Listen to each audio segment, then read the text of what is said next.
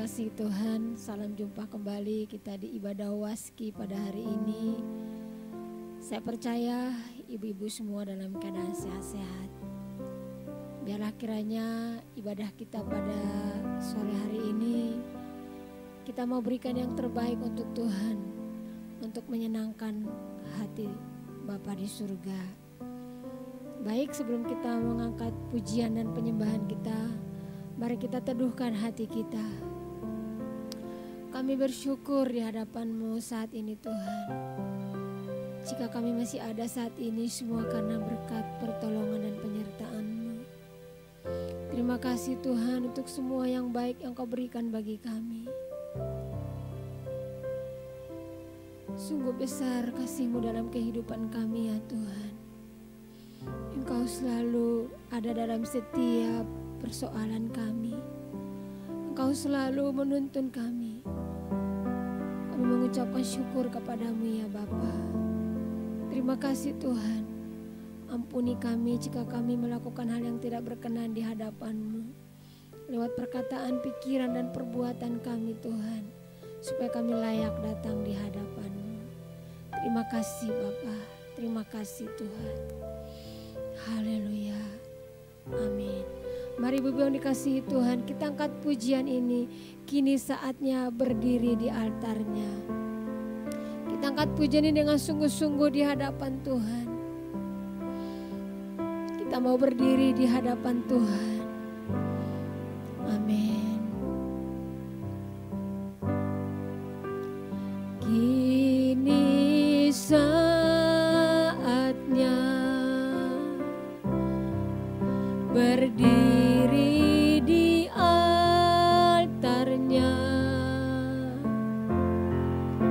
sebab Allah Maha Kudus hadir di sini.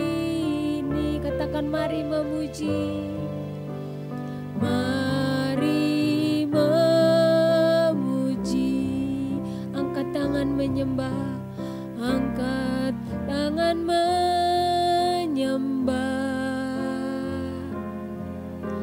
sebab Allah Maha Kudus hadir di sini. Kita angkat lagi pujian ini. Kini saatnya, mari kita berdiri ibu-ibu. Kini saatnya kita bangkit berdiri. Berdiri di altarnya, sebab Allah Maha Tinggi hadir di sini. Mari memuji, angkat tangan menyembah, sebab Allah Maha Tinggi hadir di sini. Kita masuk tata sucinya. Kita masuk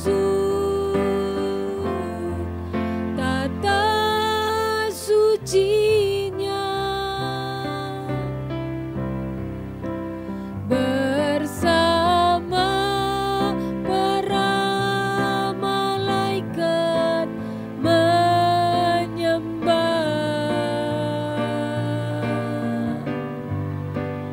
Mari puji Yesusku.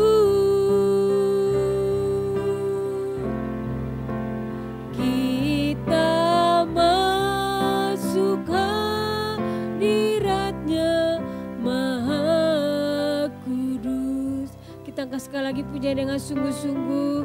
Kini saatnya, kini saatnya berdiri di altarnya, sebab Allah Maha Kudus hadir di sini. Mari memuji, angkat tangan menyembah, sebab Allah Maha Tinggi hadir di sini. Kita masuk tata sucinya. Kita masuk tata sucinya bersama para malaikat menyembah. Mari puji Yesusku, kita masuk hadiratnya Maha Kudus. Sekali lagi kita masuk tata sucinya. Kita masuk tata sucinya bersama para malaikat menyembah. Mari puji Yesusku, kita masuk hadiratnya Maha Kudus. Kita masuk hadiratnya. Kita masuk hadiratnya Maha Kudus. Sekali lagi kita masuk hadiratnya. Kita masuk hadiratnya Maha Kudus. Haleluya, haleluya,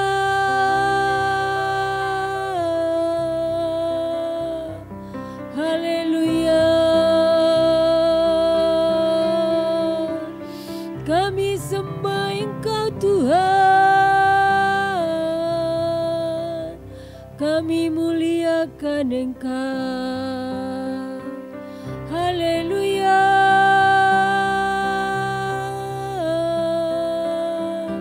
Sembah kami bagi-Mu Tuhan, kami menghormat-Mu. Haleluya, haleluya. Ajaib Kau Tuhan, kami sembah Engkau. Haleluya. Kami datang dalam hadirat-Mu, kami menyembah-Mu, kami meninggikan nama-Mu. Ajaib Kau Tuhan, Kaulah kekuatan kami. Haleluya, haleluya. Syukur bagi-Mu. Haleluya, haleluya, haleluya. Kami sembah Engkau Tuhan, kami tinggikan nama-Mu, kami muliakan Engkau. Ajaib namamu. Haleluya, haleluya. Sembah, sembah bagimu. Terima kasih Tuhan, kami sembah Engkau. Terima kasih Bapa, terima kasih Tuhan. Sungguh Engkau ajaib bagi kami. Sungguh Engkau mulia, sungguh Engkau agung bagi kami Tuhan.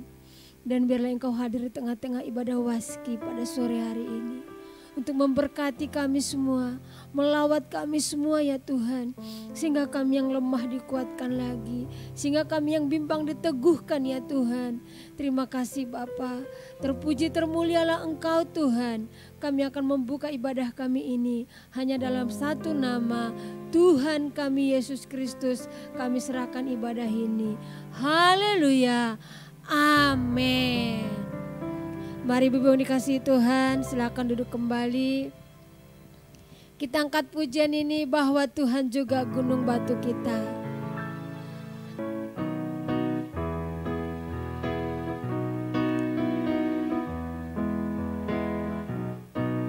Bahwa Tuhan juga gunung batuku. Bahwa Tuhan juga kota bentengku, amin. Bahwa Tuhan juga penolongku, yaitu Allahku dan gunung batuku. Katakan bahwa Tuhan juga gunung batuku. Bahwa Tuhan juga kota bentengku, bahwa Tuhan juga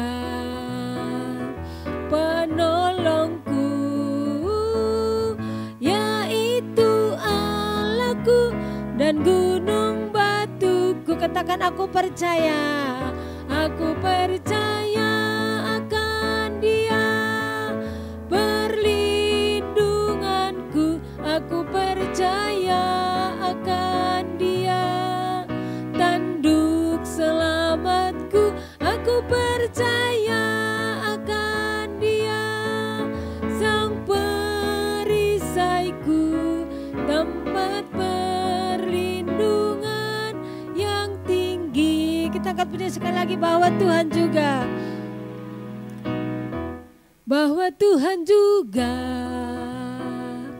gunung batuku.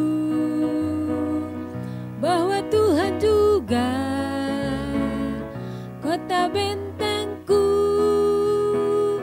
Bahwa Tuhan juga penolongku,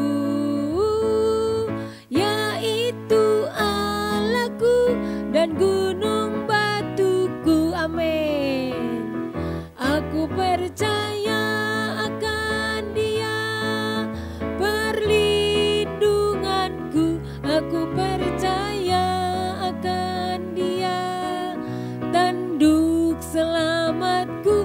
Aku percaya akan Dia, sang perisaiku, tempat perlindungan yang tinggi. Aku percaya akan Dia, ku percaya akan Dia, perlindunganku.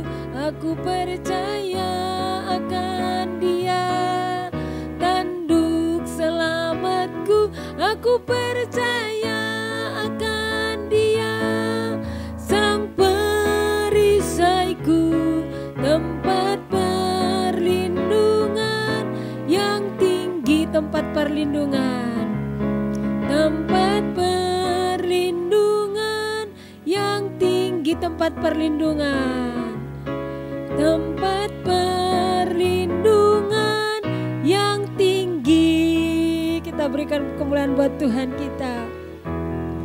Puji Tuhan, biarlah Tuhan yang menjadi gunung batu kita. Biarlah Tuhan yang menjadi tempat perlindungan kita, karena dialah keselamatan kita. Amin ibu-ibu. Baik, kita akan siapkan hati kita mendengarkan firman Tuhan pada sore hari ini.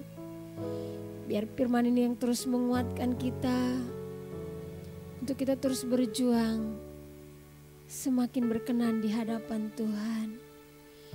Kita mau terus menyenangkan hati Tuhan. Kita mau terus memberikan yang terbaik buat Dia. Terima kasih Bapa, terima kasih Tuhan. Mari kita katakan menyenangkan hati Tuhan. Amin.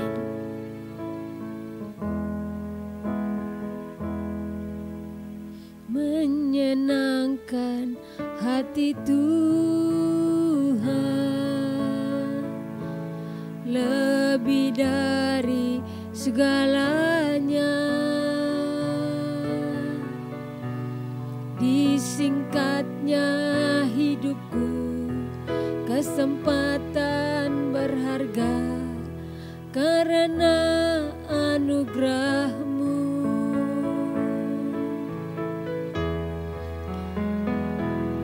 Di renungan hati ini, kata dan perbuatan, semua rencanaku, semua cita-citaku seturut kehendak-Mu. Kita katakan lagi, menyenangkan hati Tuhan. Menyenangkan hati Tuhan lebih dari segalanya. Disingkatnya hidupku, kesempatan berharga karena anugerah-Mu.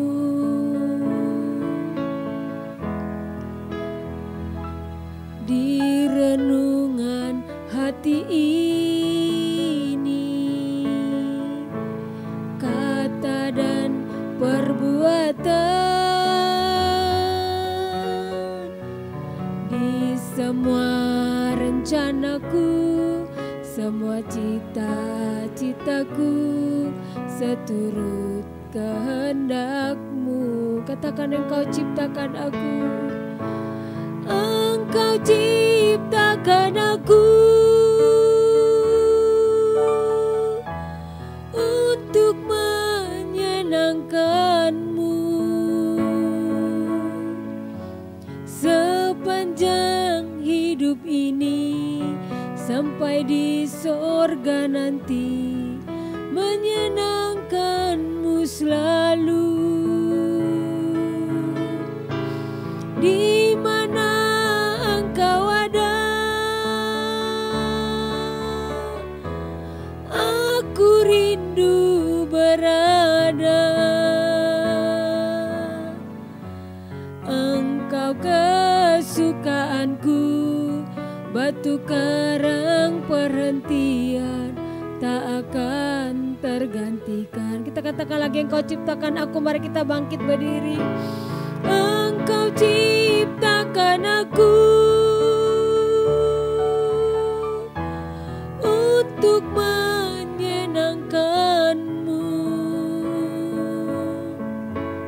Sepanjang hidup ini sampai di sorga nanti, menyenangkan-Mu selalu.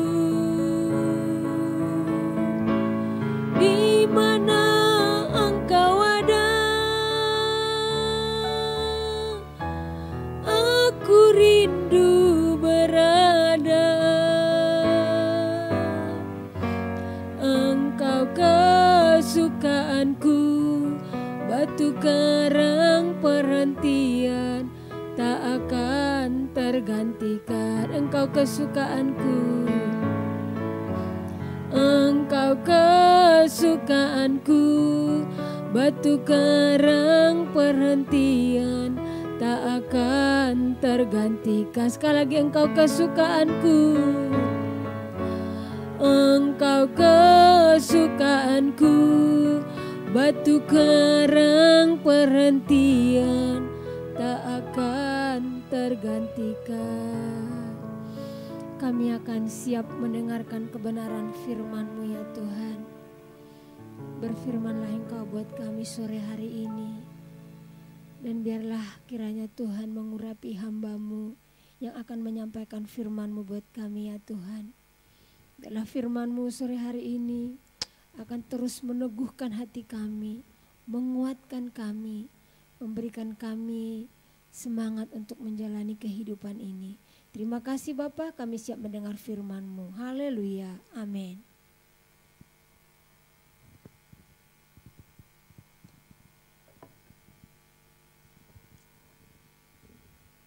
Shalom ibu-ibu waski yang dikasihi Tuhan. Selamat sore. Ya, sore hari ini kita kembali belajar kebenaran firman Tuhan ya. Seperti tema yang sudah disosialisasikan lewat flyer, lewat beberapa media. Kita akan belajar tentang perempuan yang bijak. Perempuan yang bijak ya. Saya mulai dengan ayat yang begitu populer dalam Amsal pasal 31 ayat 10 sampai 29. Tetapi saya tidak akan baca semua. Nanti sisanya ibu-ibu baca setelah acara ini ya. Amsal pasal 31 ayat yang ke-10. Istri yang cakap, siapakah yang mendapatkannya? Ia lebih berharga daripada permata. Hati suaminya percaya kepadanya. Suaminya tidak akan kekurangan keuntungan. Ia berbuat baik kepada suaminya dan tidak berbuat jahat sepanjang umurnya. Ayat yang ke-13. Ia mencari bulu domba dan rami dan senang bekerja dengan tangannya. Ia serupa kapal-kapal saudagar, dari jauh ia mendatangkan makanannya.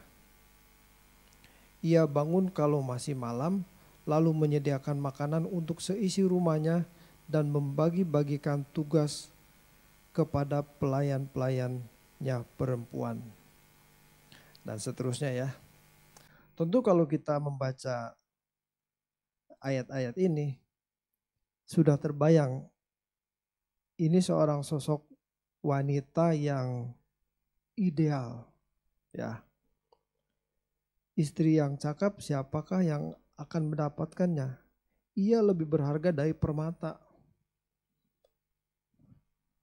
Kebayang gak ibu-ibu atau kaum wanita merasa lebih berharga dari permata, atau merasa permata lebih berharga dari dirinya atau dari diri kita sendiri? Wah, ini jangan sampai terbalik ya. Hati suaminya percaya kepadanya, berarti ini istri bisa dipercaya oleh suaminya. Jangan dikasih uang habis, dikasih uang habis. Bisa dipercaya, dipakai untuk yang ya habis, tapi kalau dipakai dengan tujuan yang baik ya nggak apa-apa. Tapi kalau boros kan pusing juga tuh suami ya. Suaminya tidak akan kekurangan keuntungan tuh. Wah, luar biasa.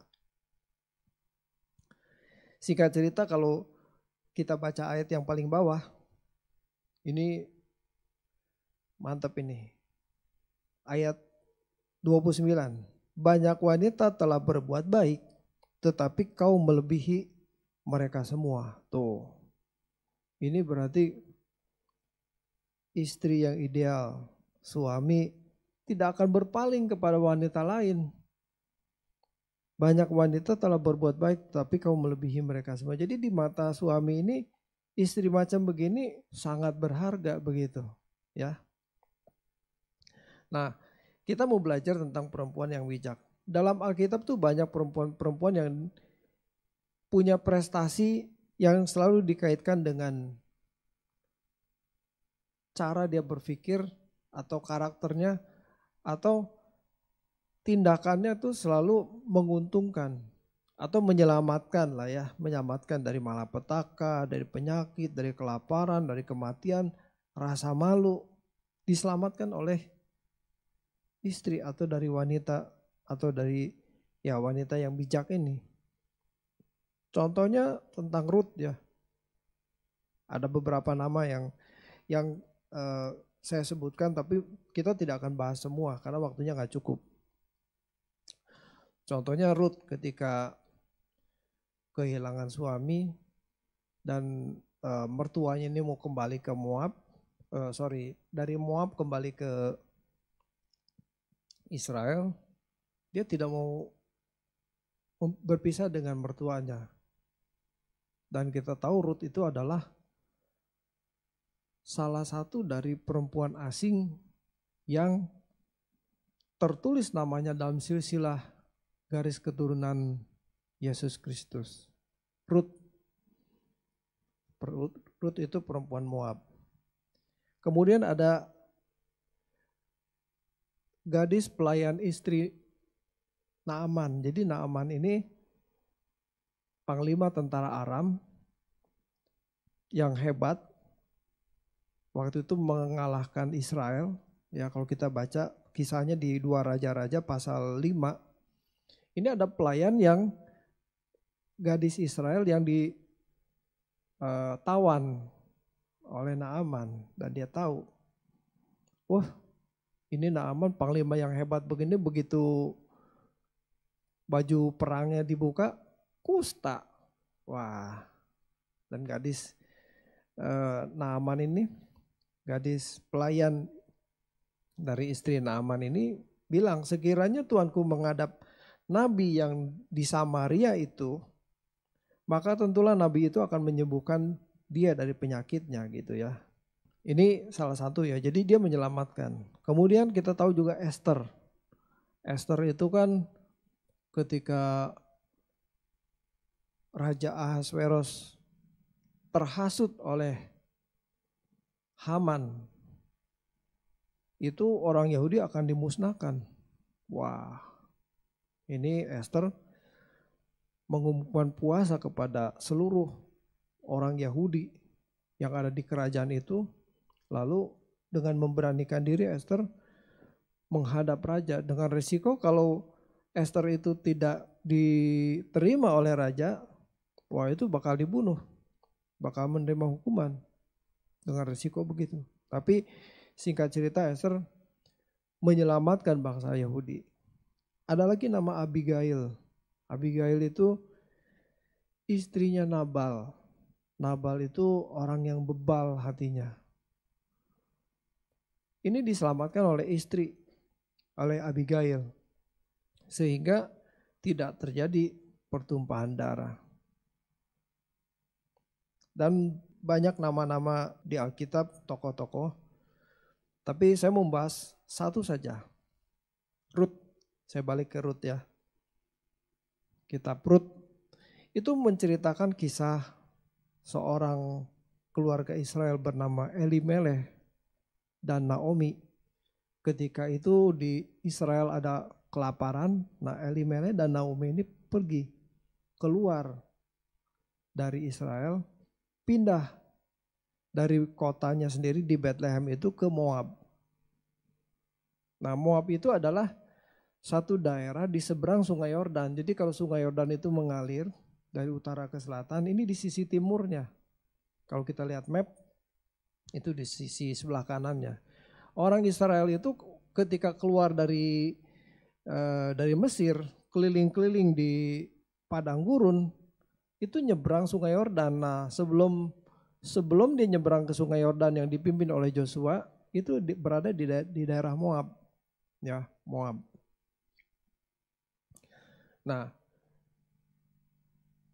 Elimelech dan Naomi itu pergi dari Bethlehem ke Moab. Dan kedua anaknya, Mahlon dan Kilion. Ya. Nah sampai di sana, si Mahlon dan Kilion ini juga mengambil istri orang Moab. Yang pertama Orpa, yang kedua Ruth. Ya. Ruth itu istrinya Mahlon. Kalau di Alkitab kita baca Kan itu Mahlon dan Kilion. Istrinya Orpa dan Rut. Singkat cerita, Elimelek meninggal. Kemudian Mahlon dan Kilion juga meninggal. Ya, jadi itu tinggallah di situ Naomi, kemudian Orpa dan Rut. Jadi 3 janda dalam satu rumah, begitu. 3 janda dalam satu rumah. Tadinya saya mau pakai kalimat ini sebagai topik, tapi saya pikir terlalu fenomenal ya. 3 janda dalam satu rumah. Aduh, jangan deh. Udah pakai itu aja lah, perempuan yang bijak begitu ya. Nah, Rut ini begitu setia kepada mertuanya Naomi. Saya kira selama Rut dan Orpa ini menjadi menantunya Naomi, Alkitab mencatat dia berada di Moab itu selama 10 tahun. Elimelek dan Naomi itu ada di Moab itu 10 tahun. Lumayan waktu yang panjang. Dan Rut itu orang yang setia kepada Naomi, mertuanya. Nah, ketika didengar bahwa di Israel kondisi sudah baik lagi, sudah tidak ada kelaparan, maka Naomi ini mau pulang ke Israel, kembali ke Bethlehem. Nah, makanya dia bilang sama menantunya itu Orpa dan Rut, sudahlah kalian kembali saja ke orang tua kalian, siapa tahu ada lelaki yang mau menikahi kalian, begitu ya. Nah, tapi keduanya Alkitab mencatat gak mau ikut. Tapi di tengah jalan Naomi ngomong lagi, sudahlah kalian pulang saja. Akhirnya Orpa pulang. Tetapi Rut bilang begini, Rut 1 ayat 16. Tetapi kata Rut, jangan desak aku meninggalkan engkau dan pulang dengan tidak mengikuti engkau. Sebab kemana engkau pergi, ke situ jugalah aku pergi. Di mana engkau bermalam, di situ juga aku bermalam. Bangsamu lah bangsaku, Allahmu lah Allahku. Wah, hebat ya. Itu Rut udah mau menjadi menantu yang setia dengan mengikuti mertuanya, mengikuti Naomi. Dan Rut meneruskan kata-kata ini, di mana engkau mati, aku pun mati di sana, dan di sanalah aku dikuburkan. Beginilah kiranya Tuhan menghukum aku, bahkan lebih lagi daripada itu, jika sesuatu apapun memisahkan aku dengan engkau. Maksudnya Rut dengan Naomi ya, selain daripada maut. Wah, ini pengabdian yang luar biasa. Dengan melihat kegigihan Rut, kemudian Naomi berjalan bersama kembali ke kampung halamannya ke Bethlehem. Jadi mereka pulang nih berdua ke sana ya. Keputusan Rut itu dimotivasi dengan keimanan, kepercayaan Naomi kepada Allah Israel. Ini kan Rut ini kan orang Moab. Orang Moab itu ya orang yang dibenci oleh Allah. Karena apa? Ketika bangsa Israel mau memasuki tanah Kanaan itu kan harus melalui daerah Moab. Nah, orang-orang Moab ini menghambat, tidak mengizinkan orang Israel lewat di daerahnya. Makanya Allah menganggap itu bangsa yang harus dimusuhi. Begitu. Dan kita tahu ceritanya Moab itu adalah keturunan dari Lot ya. Saya sudah ceritakan di khotbah-khotbah sebelumnya. Ini keturunan dari Lot. Lot itu kan punya anak perempuan. Dua-duanya dihamili oleh Lot. Jadi dia menghamili anak perempuannya dua-duanya. Yang pertama jadi orang Moab, yang kedua jadi orang Amon. Ya, itu ceritanya. Jadi bangsa Moab ini bangsa yang dikutuk Allah gitu. Bangsa Israel tidak boleh saling mengawinkan dengan orang Moab. Nah sekarang kok ini bisa ya? Rut ini orang yang bangsa yang dibenci Allah, tapi kok bisa dia masuk menjadi orang yang istimewa dan bahkan masuk dalam garis keturunan Tuhan Yesus. Alkitab mencatat di Matius pasal 1 itu di silsilah itu kan disebut salah satunya Rut gitu ya. Nah ini kan luar biasa. Apa yang dilakukan Rut itu adalah sebetulnya sebuah transformasi, perpindahan dari agama yang bukan Yahudi menjadi agama Yahudi, menganut agama Yahudi. Karena Rut bilang begini, Allahmu Allahku, bangsamu bangsaku juga gitu ya. Jadi kalau zaman dulu tuh kan ada orang-orang yang bukan agama, bukan atau non Yahudi atau goyim, itu bisa memeluk agama Yahudi atau dengan istilah proselit ya. Orang yang non Yahudi mau masuk agama Yahudi itu mereka proselit lewat proses baptisan proselit gitu. Yang tadinya tidak menyembah Allah Israel sekarang jadi menyembah Allah Israel. Nah ini kan sebuah perubahan, meninggalkan Allah yang lama menyembah Allah Israel. Oke? Nah ini poinnya di sini. Jalan hidup Rut sebagai proselit. Satu, menyiratkan bahwa Rut adalah seorang yang berasimilasi penuh. Asimilasi itu berubah ya, beradaptasi mengikuti ajaran barunya ya. Dari orang asing yang kemudian menjadi penyembah Allah Israel. Ya. Rut meninggalkan keluarganya di Moab ya, udah pasti ditinggalkannya karena dia mengikuti Naomi. Dia juga mengubah identitas, status nasionalismenya dan mengadopsi cara hidup orang Israel. Wah, cara hidupnya tuh berubah. Ini dia. Rut sekaligus menjadi penyembah Allah Israel, menjadi warga negara Israel dan ia hidup di antara orang Yahudi.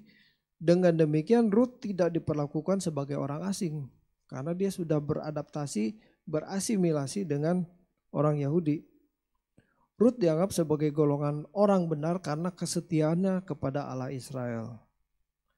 Jalan kehidupan Rut sangat penting untuk ditulis dalam sejarah Israel sebab kemudian ia menikah dengan Boas. Ya kalau kita baca di kisah Rut ini di kitab Rut itu dia menikah dengan Boas. Nah Boas itu siapa? Boas itu berasal dari suku Yehuda. Boas ini menjadi kakek atau nenek moyang dari Daud. Ya kalau kita baca di Matius pasal 1 itu ada keturunannya. Atau di Rut pasal 4 juga disebutkan. Yehuda itu memperanakan Peres, Peres memperanakan Hesron, Hesron memperanakan Ram, Ram memperanakan Aminadab, Aminadab memperanakan Nahason, Nahason memperanakan Salmon, Salmon memperanakan Boas. Nah Boas itu yang suaminya Rut ya. Kemudian Boas memperanakan Obed, Obed memperanakan Isai, Isai memperanakan Daud. Jadi Daud itu ke Boas atau ke Rut itu cuma 4 keturunan. Mbah buyut gitu ya. Cuma 4 keturunan. Hebat loh. Orang Moab, bangsa kafir, bukan orang Yahudi, tapi namanya tertulis di silsilah keturunan Sang Mesias. Rut ini adalah sebuah tipologi atau contoh ya, kesamaan ya. Manusia yang meninggalkan manusia lama menjadi manusia baru. Orang Moab, orang kafir mengikuti atau dalam hal ini mengikuti mertuanya Naomi dan menganut agama baru, agama Yahudi. Ini tipologi dari orang percaya yang harus meninggalkan dunia ini menjadi pengikut Tuhan. Ya. Jadi itu tipologinya gitu ya. Ketika Yesus berkata, "Ikutlah aku." Ya, kepada murid-muridnya Tuhan Yesus berkata demikian ya. Sebenarnya yang hendak disampaikan adalah panggilan kepada murid-muridnya untuk mengenakan hidupnya. mengenakan hidupnya Tuhan Yesus. Jadi apa yang Tuhan Yesus lakukan, karakter yang Tuhan Yesus ajarkan, itulah yang harus dikenakan. Nangkep ya? Ini yang harus dikenakan oleh setiap orang Kristen, orang yang mengaku percaya Yesus, harus mengenakan karakter Yesus. Kalau Tuhan Yesus mengatakan, barang siapa mengikut aku, ia harus menyangkalkan diri dan pikul salib, tinggalkan dunia. Nah itu harus menjadi gaya hidupnya. Meninggalkan dunia berarti langkah seseorang meninggalkan kesenangan hidupnya, materi, hobi, kesenangan, itu beralih kepada Tuhan. Dan Tuhan menjadi pengharapan kerajaannya di dunia yang akan datang. Langit baru, bumi baru. Nah ini kan sebetulnya hal yang sulit. Karena kita sudah terbiasa dengan pola hidup sebagaimana umumnya manusia. Ya kan kalau kita senang-senang punya hobi, punya kesenangan boleh dong. Masa nggak boleh? Ya itu kalau manusia wajarnya menurut manusia ya begitu. Tetapi buat anak Tuhan nggak bisa. Harus meninggalkan dunia. Kesenangan kita ini harus Tuhan. Tidak boleh ada hal-hal lain yang membuat kita terikat selain Tuhan. Nah ini susah. Makanya Tuhan bilang harus melepaskan segala sesuatu. Baru dia layak menjadi muridku. Kalau kita masih punya kesenangan, masih kita disibukkan oleh hal-hal yang bersifat materi, itu nggak layak jadi murid Tuhan. Jadi Tuhan bilang ikutlah aku, itu panggilan untuk mengenakan hidupnya. Kalau enggak ya orang percaya punya gaya hidupnya sendiri, Tuhan Yesus punya gaya hidupnya sendiri, beda jadinya. Nah ini gak cocok, cuma mengaku aja percaya, tetapi tidak cocok. Tidak cocok, tidak sama dengan muridnya, dengan gurunya maksudnya, dalam hal ini Tuhan Yesus. Akhirnya kita menjadi orang yang tidak bijak. Tidak bijak itu artinya tidak bisa menyelamatkan. Kalau tadi kita lihat contoh-contoh seperti Esther menyelamatkan bangsa Yahudi, Abigail itu menyelamatkan keluarganya, kaumnya. Sehingga Nabal itu tidak diserang oleh pasukannya Daud. Tapi Nabal itu kan kita tahu meninggalnya karena mati mendadak. Diceritain sebetulnya keadaan sebenarnya, dia nggak tahan mungkin serangan jantung kalau zaman sekarang begitu ya. Jadi bukan dibunuh oleh Daud. Nah itu menyelamatkan. Nah kita kalau mau menyelamatkan orang-orang di sekitar kita, kita mesti berubah. Mesti berubah mengikuti gaya Tuhan Yesus. Tuhan Yesus itu menyelamatkan seluruh isi dunia. Menyelamatkan. Nah kita mau menyelamatkan orang-orang di sekitar kita harus memiliki gaya hidup Tuhan Yesus. Kalau enggak bisa. Sementara orang-orang menikmati sukacita, hobi, kesenangan yang sifatnya materi, kita ikut-ikutan sebagai anak Tuhan. Nggak cocok. Tuhan bilang harus tinggalkan dunia. Kalau di Alkitab ada contoh seorang yang kaya, orang muda yang kaya itu di Matius pasal 19 ya. Ketika ditantang, jual hartamu, bagikan kepada orang miskin dan ikutlah aku. Wah, orang kaya itu dengan sedih dia pergi meninggalkan Tuhan. Nggak berani bayar harganya. Dia nggak bisa hidup tanpa kekayaan. Berarti hatinya terikat kepada kekayaan. Nah ini memang hal yang sulit. Tetapi bagaimanapun juga kita sebagai anak Tuhan harus belajar. mengambil keputusan secara bijaksana, tinggalkan dunia.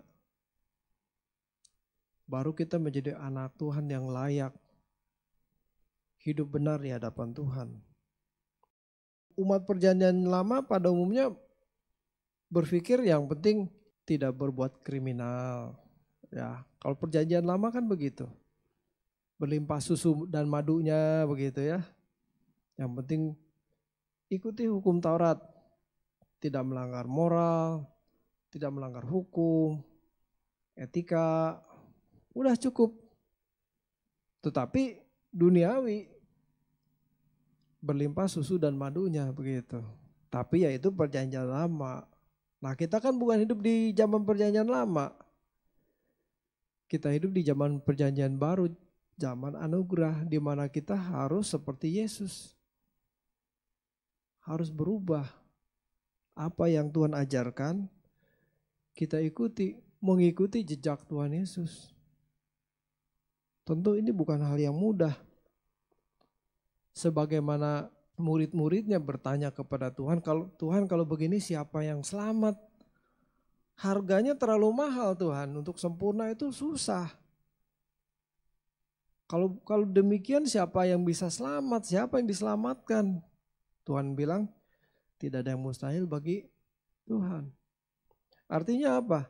Kalau kamu mau bisa. Nanti Tuhan buka jalan. Tuhan pimpin. Roh Kudus menyertai kita. Ketika Tuhan kembali ke surga, Roh Kudus dikirim untuk membimbing kita supaya kita bisa sempurna. Nah, penyakit kita ya, kita nggak berani bayar harganya gitu. Nggak mungkin, mana mungkin manusia bisa sempurna. Nah ini, belum apa-apa sudah membangun mental block. Jadi nggak bisa. Tapi kalau kita berjuang dari hari ke hari, aduh Tuhan, kok saya masih gampang tersinggung ya, belajar lagi. Aduh Tuhan, kenapa ya ini kok masih tamak akan uang ya, ya belajar lagi. Lama-lama pasti bisa. Bisa. Apalagi belajar dari muda. Yang sudah tua aja masih bisa kok. Asal mau. Ya kalau nggak mau ya sampai tua juga nggak bakal berubah. Tetap aja begitu. Nah, langkah konkretnya apa sih? Supaya kita bisa menjadi orang yang bijak. Tinggalkan dunia. Selamatkan orang-orang di sekitar kita. Langkah pertama, perbaharui pikiran kita dengan firman Tuhan. Manusia itu kan dikendalikan oleh pikiran, betul nggak? Kita mau melakukan sesuatu tuh kan pikiran yang mengendalikan. Aduh saya pengen ini, saya mau lakukan ini, saya pengen itu. Semua kan dari pikiran. Nah kalau pikirannya tidak diisi dengan kebenaran firman Tuhan, maka yang dilakukannya bukan sesuai dengan firman, tapi sesuai dengan keinginan pribadi begitu. Makanya betapa pentingnya kita mengisi pikiran kita dengan kebenaran firman Tuhan. Baru benar. Nah setelah diisi dengan pikiran yang benar, diisi dengan kebenaran, kita harus membangun hubungan dengan Tuhan. Membangun hubungan yang Tuhan itu tidak bisa dilakukan dengan sekejap. Sehari 2 hari bertobat, aku mau doa hari ini, ya doa, besoknya enggak. Ya enggak bisa. Harus terus dilakukan terus menerus. Kalau kita hari ini kita punya fasilitas yang disediakan oleh Bapak Gembala senior kita Pak Eras ya, doa pagi setiap hari jam 5, ikuti. Bangun pagi, jangan malas. Memang sih kalau yang namanya bangun pagi itu ya susah. Godaannya banyak, ya ngantuk lah. Apalagi kalau tidurnya malam, jam 12, jam 1 baru tidur. Waduh, jam 5 ya ngantuk. Maka kalau kita berniat ketemu Tuhan di pagi hari jam 5, ya tidurlah jam 10. Jangan malam-malam. Nah itu memang harus dimulai dari niat. Ikutilah doa pagi. Sore ada jam setengah 7 sampai jam 8 ada doa puasa. Ini ibu-ibu masih pada ikut puasa gak nih? Semoga masih ya. Ini hari keberapa sih? 18 ya? Ya 18. 40 hari, masih lebih dari setengahnya. Ikuti. Temanya berubah ya. Ini seperti Rut juga berubah. Asalnya orang yang menyembah Baal, menyembah dewa-dewa orang Moab, berubah menjadi menyembah Allah yang benar, Allah Israel. Sekarang kita belajar meninggalkan dunia, meninggalkan kesenangan, kembali kepada Tuhan. Kita mencari kehendak Tuhan, belajar untuk mengenakan karakter Kristus, berubah. Ini baru mantap. Jadi penuhi pikiran kita dengan firman. Yang kedua, bangun hubungan yang harmonis dengan Tuhan. Dengan kita berdoa pagi 1 jam, sore 1,5 jam, 2 jam setengah. Wow, itu pasti membangun hubungan yang harmonis dengan Tuhan. Semakin dekat dengan Tuhan itu berarti kita menjadi semakin jauh dari dunia, semakin jauh dari dosa. Bayangkan kita pagi doa, sore doa, berani kita berbuat dosa. Mestinya sih enggak, tapi kalau kita udah gila ya tetap aja nekat gitu. Tapi enggak lah, mestinya sih kalau otak pikiran kita masih sehat, mestinya sih enggak. Harus makin takut akan Tuhan. Merasakan itu kehadiran Tuhan setiap saat.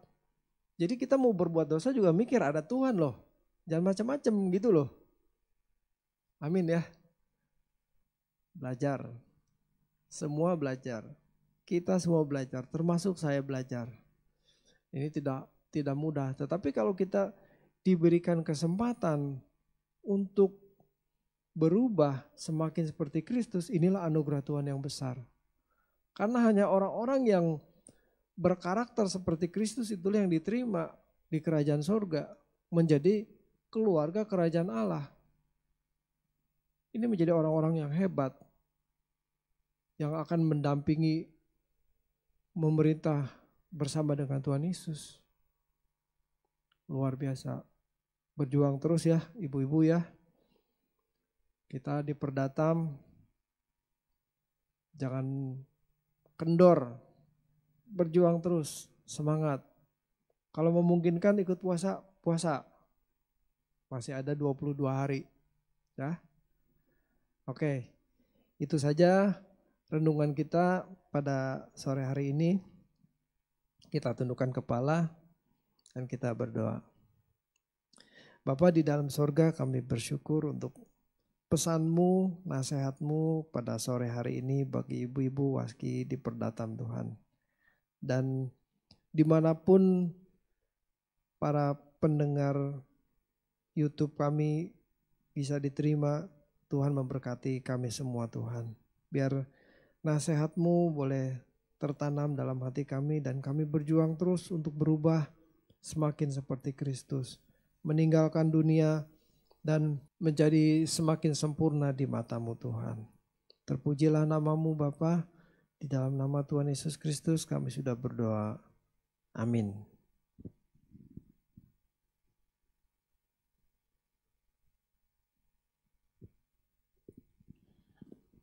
Puji Tuhan, ibu-ibu diberkati lewat firman Tuhan pada sore hari ini. Amin. Puji Tuhan, biarlah kita menjadi wanita-wanita yang bijak ya ibu-ibu ya. Jadi jangan ceroboh lagi kita hidup. Kita gak boleh hidup dengan suka-suka. Jangan sampai umur kita semakin bertambah, kita tidak semakin bijak. Tapi biarlah semakin kita tua, kita pun menjadi semakin bijak. Baik, kita akan tutup ibadah kita. Mari kita kembali bangkit berdiri. Kita angkat pujian selalu untuk-Mu Tuhan.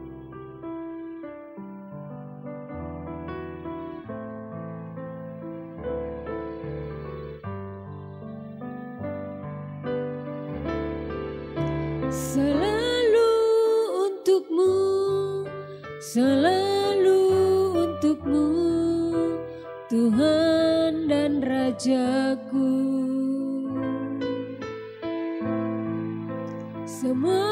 yang ku perbuat, baik siang dan malam, selalu untukmu.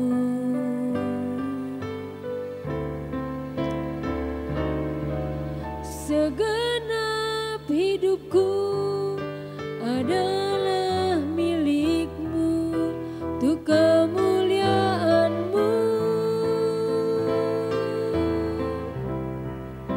Sampai ku tua nanti, sampai di surga nanti, selalu untuk, sekali lagi, selalu untukmu, selalu untukmu Tuhan. Selalu untukmu, selalu untukmu Tuhan dan Rajaku. Semua yang ku perbuat, baik siang dan malam, selalu untukmu. Segenap hidupku adalah milikmu, untuk kemuliaan-Mu. Sampai ku tua nanti, sampai di surga nanti, selalu untukmu. Sampai ku tua nanti, sampai ku tua nanti, sampai di surga nanti, selalu untukmu. Di akhir ibadah kami ini Tuhan, benar ya Bapa, selalu untukmu, selalu untukmu semuanya Tuhan. Apapun yang kami perbuat, biarlah semua untuk kemuliaan nama-Mu. Dan sore hari di toilet ibadah Waski ini, kami sudah mendengarkan kebenaran firman-Mu. Untuk kami menjadi wanita-wanita yang bijak. Bijak dalam mengambil keputusan, bijak di dalam berpikir, bijak dalam berkata-kata Tuhan. Sehingga dimanapun kami berada, kami tetap menjadi berkat ya Tuhan. Terima kasih Bapak, berkati semua ibu-ibu yang mengikuti ibadah ini. Walaupun apa yang menjadi masalah persoalan mereka, kiranya Tuhan yang selalu campur tangan ya Bapa. Mungkin mereka sedang mengalami kesulitan, persoalan, biarlah kiranya tangan Tuhan yang selalu memberikan kekuatan dan yang menopang ya Bapa. Dan doa kami juga Tuhan, buat ibu-ibu yang berulang tahun di bulan Februari ini, kiranya juga Tuhan yang memberkati, Tuhan yang memberikan kesehatan bagi mereka. Siapapun mereka yang berulang tahun, ibu-ibu Waski diperdatam ya Tuhan, kiranya Kau terus menguatkan mereka, berkati keluarga mereka, berkati anak-anak mereka, berkati juga suami-suami mereka ya Bapa. Terima kasih Tuhan, terpuji termulalah Engkau. Kami akan mengakhiri ibadah kami ini dan kami akan kembali ibadah Waski 2 minggu ke depannya ya Tuhan. Dan biarlah Tuhan terus memberi kesehatan bagi kami, supaya kami kembali berjumpa di ibadah Waski ya Bapa. Terima kasih Tuhan, kami mengakhiri ibadah kami ini. Biarlah kiranya Tuhan yang memberkati kami.